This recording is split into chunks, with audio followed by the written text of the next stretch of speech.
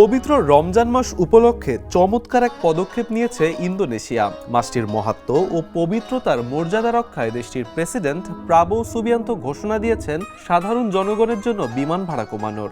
এছাড়া মহাসড়কের টোল কমানোরও সিদ্ধান্ত নেওয়া হয়েছে। বিশ্বের সবচেয়ে বেশি মুসলিম জনসংখ্যার দেশ ইন্দোনেশিয়া। দেশটিতে রমজান এক বিশেষ পুণ্যত্ববান সময়। এ মাসে মানুষ কর্মক্ষেত্র ও শিক্ষাক্ষেত্র ছেড়ে তাদের পরিবারের কাছে ফিরে যান। এটি ইন্দোনেশিয়ার দেশীয় সংস্কৃতির একটি অংশ। স্থানীয়ভাবে একে বলা হয়ে থাকে মুদিক। ঈদের আগে বিমানবন্দর, বাস টার্মিনাল ও রেল স্টেশনগুলোতে উপচে পড়া ভিড় দেখা দেয়। এর ফলে বেড়ে যায় বিমানের ভাড়া। একই সাথে মহাসড়কেও তৈরি হয় তীব্র যানজট। এজন্যই দেশটির প্রেসিডেন্ট প্রাবো সিদ্ধান্ত নিয়েছেন বিমান ভাড়া ও টোল কমানো হবে।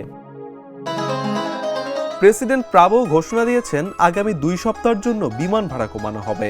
এছাড়া জাকার্তা ও সুয়াবারার মতো ব্যস্ত শহরের প্রধান মহাসড়কগুলির টোলও কমানো হবে। এই উদ্যোগের মূল উদ্দেশ্য যাত্রীরা যাতে সহজে ও স্বস্তিতে বাড়ি ফিরতে পারেন। বিশেষ করে নিম্ন ও মধ্যবিত্ত মানুষের জন্য এটি একটি বড় স্বস্তির খবর। রমজান মাসে সারাদিন রোজা রেখে ক্লান্ত মানুষের দ্রুত ও আরামদায়ক ভ্রমণের প্রয়োজন হয়, কিন্তু অতিরিক্ত ভাড়া ও টোলের কারণে অনেকেই বাড়ি ফিরতে হিমশিম খান। তাই সরকার এই বাড়তি চাপ কমানোর উদ্যোগ নিয়েছে। প্রেসিডেন্ট প্রাবো বলেছেন, রমজানে মুসলিমদের বিশেষ সুবিধা দেওয়ার জন্য সরকারের কোনো রকম কমতি থাকবে না। এ সিদ্ধান্তের ফলে ইন্দোনেশিয়ার জনগণের বিমান ভ্রমণ আরও সস্তা ও সহজ হবে। মহাসড়কের যানজট কমবে, ফলে দীর্ঘ যাত্রা হবে স্বস্তিদায়ক। একই সাথে অতিরিক্ত ব্যয় কমবে, ফলে মানুষ তার পরিবারের সঙ্গে আরও আনন্দের সময় কাটাতে পারবে। এটি শুধুমাত্র একটি অর্থনৈতিক সিদ্ধান্ত নয়, বরং রমজানের মাহাত্ম্য ও পবিত্রতার প্রতি শ্রদ্ধা রেখে সামাজিক সংহতির একটি প্রতীক বলা চলে। ইন্দোনেশিয়ার এ উদ্যোগ বিশ্বের অন্য মুসলিম দেশগুলোর জন্য অনুকরণীয় হতে পারে। বিশেষ করে বাংলাদেশে দেখা যায় এর উল্টো চিত্র।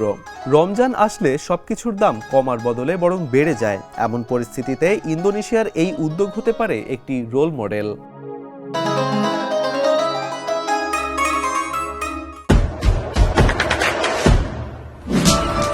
দেশে দেশে সবার সাথে দ্য নিউজ।